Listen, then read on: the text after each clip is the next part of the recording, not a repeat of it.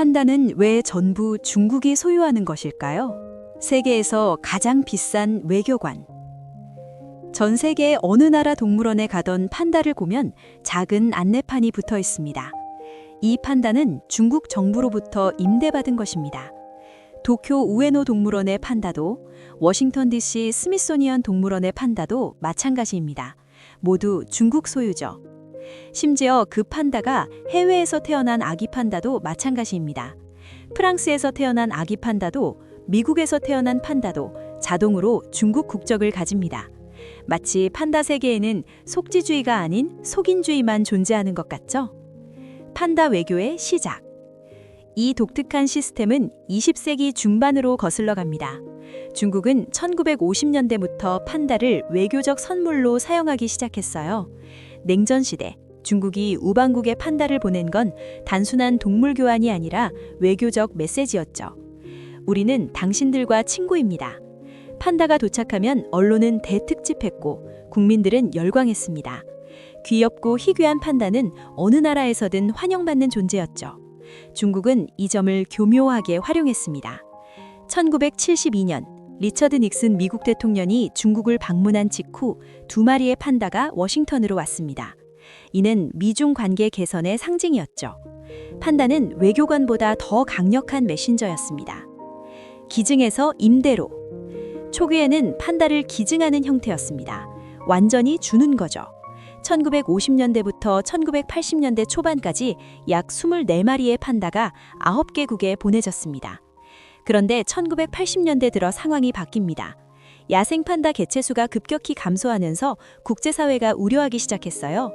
판다를 함부로 나눠주면 안 된다는 목소리가 커진 거죠. 1984년 중국은 정책을 전환했습니다.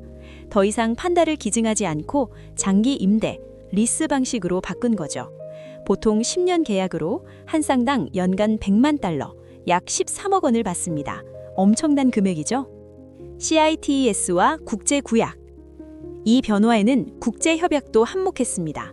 멸종위기종 국제거래협약이 판다를 부속서 1에 등재하면서 판다의 국제 이동이 엄격하게 규제되기 시작했습니다. CITES 부속서 1은 가장 보호 수준이 높은 등급입니다.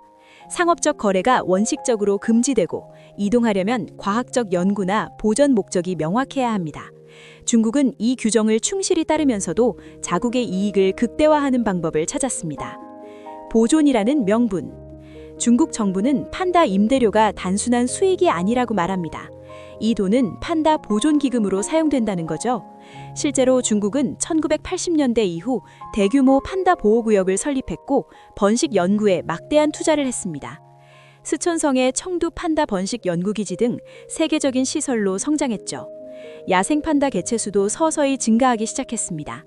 2016년에는 IUCN이 판다의 등급을 멸종위기, Endangered에서 취약, Vulnerable로 낮췄죠. 엄격한 관리 체계. 판다를 빌려간 동물원은 상상 이상으로 엄격한 규정을 따라야 합니다. 판다의 건강 상태를 정기적으로 중국에 보고해야 하고 사육 환경도 중국 전문가의 승인을 받아야 합니다. 아기 판다가 태어나면 그것도 중국 소유입니다. 보통 생후 2에서 4년이 되면 중국으로 돌아가야 해요. 일부 국가는 아기 판다를 더 오래 두기 위해 추가 비용을 지불하기도 합니다. 판다가 죽으면 시체도 중국으로 반환해야 합니다. 부검 결과도 공유해야 하고 사인이 불분명하면 조사를 받을 수도 있습니다. 정말 철저하죠? 외교적 압박 요소. 판다는 때로 외교적 압박 요소로 사용됩니다. 중국과 관계가 악화된 나라에서는 판다 임대 계약이 갱신되지 않는 경우가 있어요. 2010년 노르웨이의 노벨상 위원회가 중국 반체제 인사에게 평화상을 수여하자 중국은 노르웨이와의 외교 관계를 냉각시켰습니다. 이후 노르웨이의 판다 임대 시도는 계속 무산됐죠. 2024년에서야 관계가 회복되면서 판다 논의가 다시 시작됐습니다. 반대로 중국과 가까워지고 싶은 나라는 판다를 간절히 원합니다. 판다가 온다는 건 중국과의 관계가 좋다는 신호니까요. 네덜란드는 15년간 노력 끝에 2017년 판다를 받았고 독일 베를린은 2017년 새로운 판다 커플을 맞이했습니다. 경제적 효과. 판다가 동물원에 오면 경제적 효과가 엄청납니다. 판다 효과라고 부를 정도예요. 동물원 입장객이 급증하고 판다 관련 상품이 불티나게 팔리고 지역 경제가 활성화됩니다. 프랑스 보발 동물원은 판다가 도착한 후 방문객이 40% 이상 증가했습니다.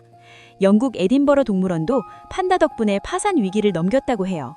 연간 100만 달러의 임대료가 비싸 보이지만 그 이상의 수익을 가져다 주는 겁니다. 주권의 표현. 근본적으로 이 시스템은 주권의 표현입니다. 판다는 중국의 고유종이고 중국 땅에서만 자생합니다. 중국은 이 생물학적 자산을 국가 자산으로 관리하는 거죠. 다른 나라로 비유하면 호주의 캥거루나 뉴질랜드의 키위새를 상상해 볼 수 있습니다. 하지만 판다만큼 체계적으로 관리되는 경우는 드뭅니다. 중국은 판다 관리에서 독보적인 모델을 만들었습니다. 비판의 목소리. 물론 비판도 있습니다. 일부 동물복지단체는 판다를 외교 도구로 사용하는 것 자체가 비윤리적이라고 주장합니다. 판다는 정치적 거래의 대상이 아니라 보호받아야 할 생명이라는 거죠. 또 일부 사역자는 해외 동물원의 판다가 정말 보존에 도움이 되는지 의문을 제기합니다. 야생 서식지 보호에 투자하는 게 더 효과적이지 않겠느냐는 지적이에요. 독특한 사례. 결국 판다 소유권 시스템은 세계에서 유례 없는 독특한 사례입니다. 생물 다양성 보전과 국가 외교, 경제적 이익이 복잡하게 얽힌 모델이죠. 좋든 싫든 이 시스템은 작동하고 있습니다. 판다는 멸종 위기에서 벗어났고 중국은 판다를 통해 소프트 파워를 발휘하고 있습니다. 그리고 전 세계 사람들은 동물원에서 판다를 보며 행복해합니다.